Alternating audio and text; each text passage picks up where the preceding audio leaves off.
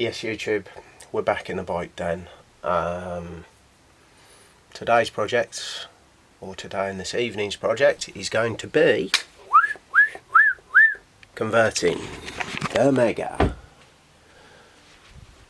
29er to a Mullet. Yeah, amazing. Going to need a few things for that. One of which, the most important thing, has arrived. It's over there, and can you believe it? There it is. It's the Nukeproof 27.5 Horizon wheel. I don't know whether you guys have noticed, but I certainly have. These have been about 250 quid for a while now, and all of a sudden the price has dropped, so that's great. Bought this for £209, and there it is, ladies and gents, in all its glory. So yeah, this one is, like I say, Horizon 20, there you go, I don't know whether you can see that, 27.5, comes with a tubeless valve, already got tubeless rim tape. Let's take these off. These are on there for packaging reasons. We do need these cones. We'll just take off this protective stuff. Mine is an XD driver, SRAM, came with quite a few different options. I think for this is the, listen to that, ladies and gents, this is the 102 points of contacts ratchet system. Like I said, comes with a tubeless valve. Is this the one? Yeah, this one also has a little extraction tool within. See that? So that's nice. So yeah, fully tubeless ready, and also these work with the ARD because they've got the notch out there. So what am I going to have to do? As you can see, ladies and gents, that is all that is in the box. There's nothing else, so I haven't actually bought anything else. That wasn't the official unboxing. I have already had this out. So today's task is to remove the rotor and to remove the cassette, basically. So to do that, we're going to need a few tools. These here, I might use the impact driver on these, but these here are quite torquey things, about 6, there it is, 6.2. So we will need to just undo those with the T25, I think it is, which I've got a T-bar here, just confirm that, yeah, T25. And then you're going to need to get the cassette off, either a chain whip and one of these, which is the sort of removal tool that fits into the middle. So those basically are the tools that you're going to need. Of course, you're also going to need, and this is one of my old ones, but this is Maxxis Minion DHR. Yeah, I spent most of last night actually unpicking all of the snot from previous installations of that. What I'm going to do is I'm going to run with that one for the time being, and then I'm definitely actually going to take off the Minion slick that I've got on my old Mega and probably reinstall that. You're going to say, well, why aren't you just doing that from scratch or from the beginning? What I want to do is, this is a bit of an uncouth method of sort of conversion, so I don't know what it's going to ride like, and I want to sort of have the same tyres available to me, or at least just the same sort of grip level. This is a Minion, as you can see down here, rear 2, same width, obviously a different tyre size because this one's a 29er. But I just want to sort of compare apples with apples the best way I can. I want to feel what the bike feels like, because one thing that I'm not doing with this is I'm not changing the rear triangle. The rear triangles, believe it or not, for these bikes are about 750 quid. And that's when you can find one. So that, I'll share some stats with you, but on paper this one here is only 5mm longer. The 29 rear triangle is only is 5mm longer than the other one. Obviously that is going to impact the way that the bike feels, the geometry ever so slightly. It's gonna, when the 27.5 wheel is in the back, it's gonna lower the bottom bracket. So I'm just conscious of all of this sort of stuff, and I just want to sort of try and compare apples with apples. Listen, I might put this wheel in and it might spoil the way that the bike rides. I doubt it, but you never know. So I'm going to do it so you don't have to. If this is a success and I'm happy with it, well, I've gone a bit dark, haven't I? Game on, as far as I'm concerned. So I'm going to change everything up. I'll show you what I'm doing on a sort of scale. You have got to have some specialist tools, and what I mean specialist tools is a chain whip, really, to get this off. That's basically, and they do tend to get stuck on quite badly. This is a new bike, as you know. Well, I'm in it about 200 miles, I suppose. I have had some concerns because on my last video, I think it was the last video that I uploaded, the jockey wheel was actually, the lower jockey wheel was seized and it was gone a bit rusty. I'm hoping that, I mean, I don't know whether this bike's been sat around for a while before I bought it, maybe in a sort of damp warehouse or whatever, and just picked up a bit of moisture and it got caught in there. I've been out on a couple of wet rides, but I wouldn't have expected the jockey wheels to have seized. So I'm just hoping that this cassette isn't seized on, because that really scuppers the whole thing. I have to buy another cassette. Didn't really want to do them. They're 125 quid then. So it starts to make something that's sort of semi-expensive at 200 quid. You know, it starts to bump the price up. So quite pleased really with the sort of purchase and the prices that I've paid. You can obviously see the difference in the circumference there from that one to that one. Obviously the 29 has got the tyre on it, but it is going to look quite different. I've heard good things about these Horizon wheels, really good things, to be honest. They have just brought out the Pro version of this, which is 375 quid, I think. And to be honest, I didn't want to. That's not for the wheel set. No, I think it's 300 plus, well into the 300s, maybe 350 for the rear wheel. And essentially, yeah, they've changed it.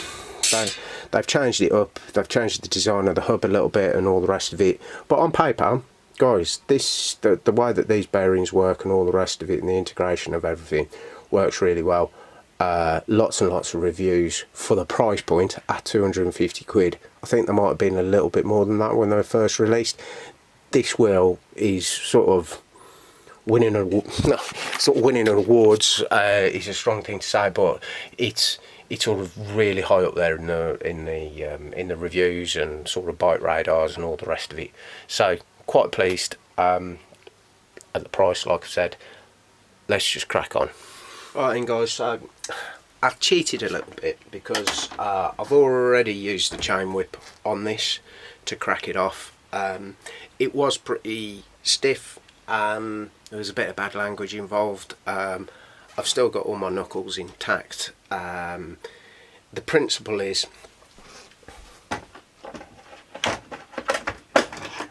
and I think if you guys got a chain whip, you're gonna know how to use one. You wrap this round, you take the tension essentially on there, and you insert the extraction tool in like that. As you can see, I didn't say you needed one of these, but I'm using a spanner here just because I thought I got more purchase on it than the Allen key thing that came with it. And then what you do basically is, I got it on the floor between my legs and I really cranked down hard on it, trying not to let the whip slip. And like I said, it came off. It wasn't too bad. So here we go. This basically now is going to come off. Oh, hold on, I think I'm tightening this, aren't I? No, slackening it off. So hopefully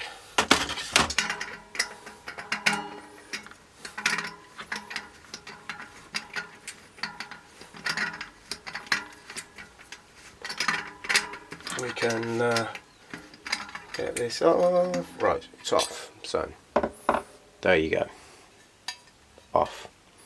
Quite a lot of copper grease and what have you around this one, which is good news. Pretty clean, as I'm sure you can see there. Ooh.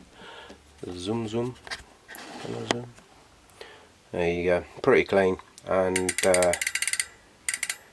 still got all the clicks and everything attached. So that, ladies and gents, is pretty much how you get one of these off.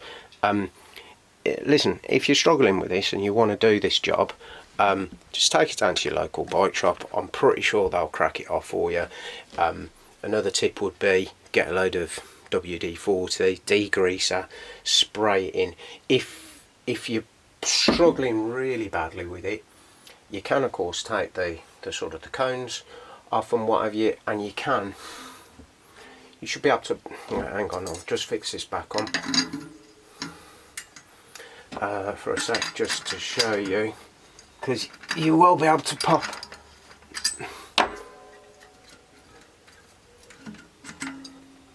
this off there. Oh, sorry, you weren't even watching what I was doing. I was just putting the extractor back on. You'll be able to pop this off with the come on, focus, with the driver attached.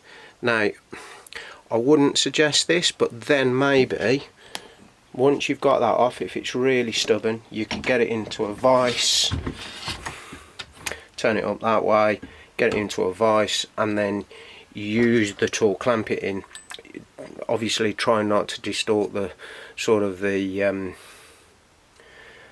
cassette at all, but then dig that into the timber, and then you should be able to sort of get the spanner on and really give that a good wrench. Again, if you can, or if you've got it, you could maybe even extend it with a bar just to give you a bit more purchase, a bit more leverage, and that should really help immensely with that part of the deans. Sorry about that. One other thing I was going to say is, when you've got this off with your driver in there, this sort of seal around here is where you can really start to get in and soak that with some penetration sort of spray or whatever, just to help loosen up if you've got something that's really solidly seized on there. Just a little tip. So the next job really is just to pop these little cups off the side. Those simply pull off there, both sides, because with these on, these spacers, you won't be able to get the cassette on. What I'm going to do next is I'm going to move everything out of the way, put these parts to one side, make sure I don't lose those. Probably going to pop the driver off. Well, there you go, there's the driver off. As you can see, that's all greased up nicely. You can see those little pulls there. That's where you get all those areas of contact. Now, come on, a bit of light, please, ladies and gents. Now, in there, you've got all those serrations, all those teeth. They're a lot finer than on that one, because obviously there's that many different engagements. Now, there is actually a spacer that sits on the spindle there, that lives in there, so you need to make sure that you don't lose that. And when you're taking these on and off, just make sure you give it a little rotate when you put it on like that. I'm going to get some copper grease on here. I'm not going to put any additional grease on the pulls because it all looks pretty clean, as you would expect, and nice in there. So yeah, I'm going to leave that be.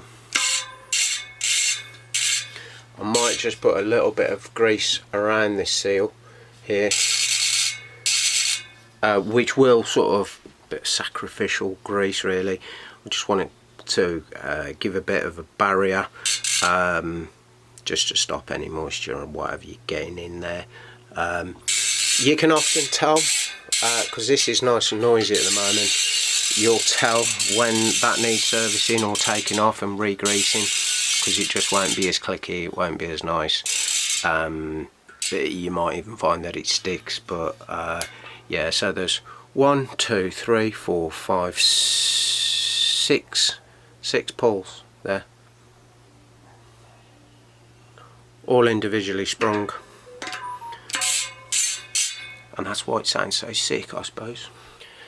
Right then guys, so the next job is just to get these T25s out. You'll find these sometimes crack a little bit when you're taking them off, which is always a good thing. Remember, I'm just slacked them off with a T, but now I'm going to use the impact driver for your pleasure, because this is a bit of a boring job.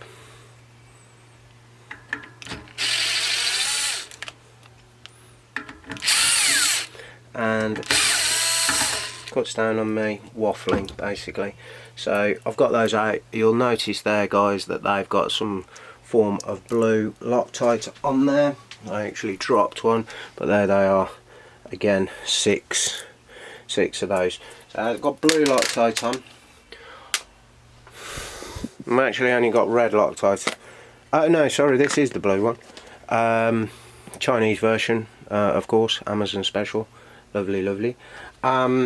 So I will I'll take this off now. Obviously it's a rotor, I've got really oily hands. Just be careful how you handle that. Give it a clean. Remember, the writing on these goes on the outside.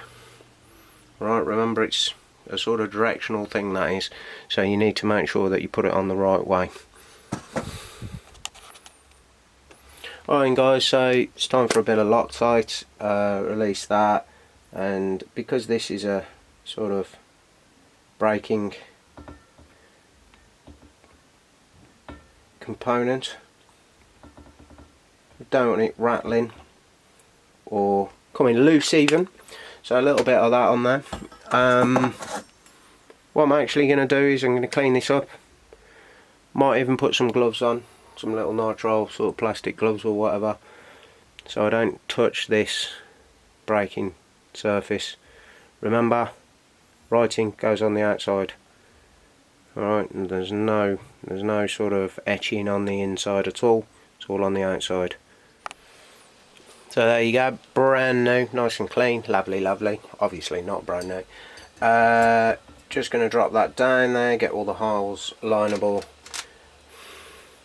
Not sure whether this is the case, but what I'm actually going to do is I'm going to tighten these up opposites. So just going to come on with these. Don't want to use the torque part of the gun just yet. I'm just going to get them up so it's semi-tight. and then we'll torque them down. Well, I say we'll torque them down. My torque wrench actually broke, so I haven't got one. So I'm just going to do these up tight. So the actual torque is 6.2, I think. I was just reading it there on the outside. That one's not in properly. There we go, that's in. Right, so I'm just going to tighten this, zip that one down till it clamps the rotor down. Same there, whoops, and again. Right, so T25, that's about it, I reckon.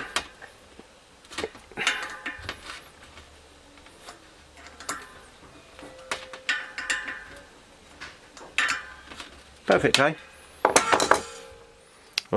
I've done it again. Been talking away happily, and haven't been recording. What I've basically done is I've just smeared a load of copper grease around there, a little bit of lithium grease just around the seal there, just to help weatherproof that, and also ensure that we sort of are able to get it off. So that was the copper grease that I used. I've just actually noticed that these splines, there's a thin one and all the other ones are quite fat. Now if you can see that, gang, there's not a thin one on here, they're all the same. Double checking that. So don't think there's a right or a wrong way to get that on there. What I'm going to do next is pop that tool in, a little turn, which nips things up.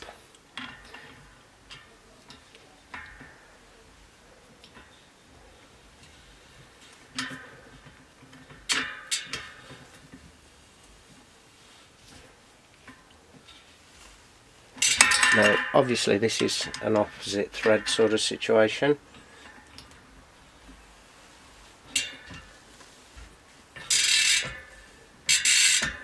So this actually will tighten up as you pedal.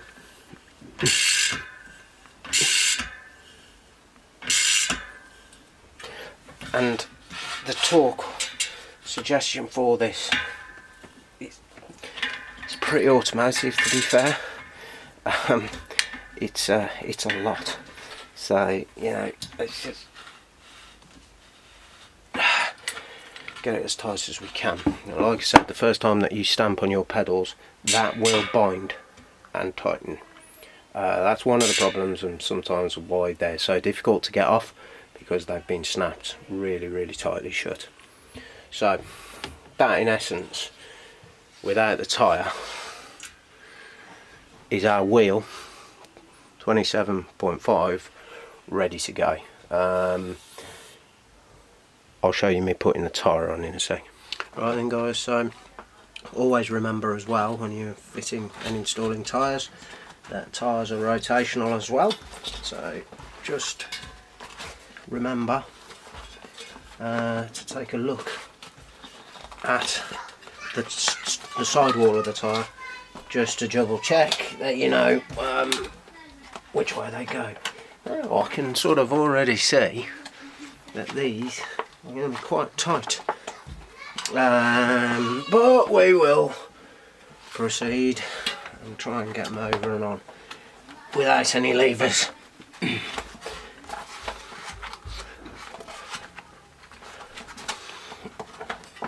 Right, one side on. Start to work that way around.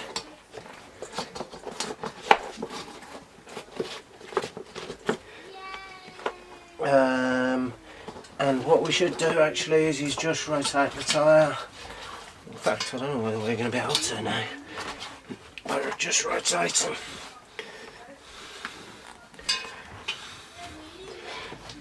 Just rotate the wheel around like that, just so I always like to get the logos here lined up in the middle of the logos there. So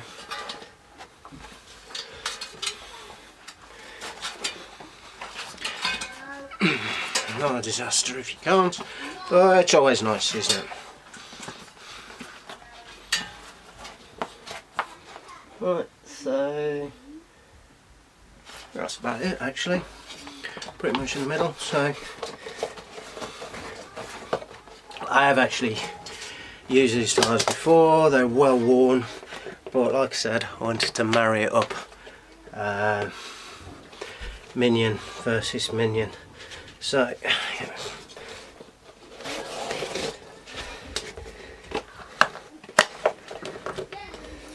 what I do is just work it round so you get all the slack. Sometimes it's easy to do it this way, put it on the floor there and then work it round to say everything's in the middle, bead right in the middle of the tyre, and then roll it over. Close, it's on. Brilliant. So what I'm going to do is start the valve out using this nasty little valve extractor here. So put that on like that. There you go, it's a little spanner. Really good. I'll get some air in that now, get it seated. Hopefully we'll be in business. Right then, bit of blood, sweat and tears later. I've got it seated, which is great news. I haven't put any tubeless sealant in there yet, because like I said, I want to give it a go, see how we roll first before I do all that stuff. So I got it in, guys. Seems to look okay. Sounds pretty good too. As you can see, all the bearings, everything running really sweet. Need to go out and ride it now, eh? All in all, lads, I think the stance of the bike looks pretty good. Bottom bracket doesn't look too low. I don't think, I mean, really, it's 2.5 inches, isn't it? Difference between a 27 and a 29. I don't think the bottom bracket has been lowered that much. So obviously it's on a sort of pivot. It might have even pitched it up slightly or remained the same, really. I don't know that for sure. What I've noticed just standing over the bike is the bars feel a little bit upright. That it does feel like I'm sitting down on the bike a little bit. Nothing I can't get around with reducing this space. I've got a bit of stuff to play around with there. The bike's still the same length, obviously, axle to axle. Now it's got that smaller wheel on the back. So the bike's still long, and this bike, being a 29er bike, is actually longer than the Mullet bike or the 27.5 bike. So, you know, I'm just thinking that's going to mean increased stability on the trails, because you've got a nice long platform, and hopefully a bit more of a playful experience, because you've got the 27 on the back. Something I did notice with just full 29er, I've got used to it, or had got used to it, but I just felt like I was sat on it a little bit in the beginning. Difficult to sort of roll with the corners and stuff, but I did get to grips with that, and was really enjoying the bike. But I just thought, right, in for a penny, in for a pound, let's try it, let's make a little YouTube, share my experiences, hopefully you guys like it.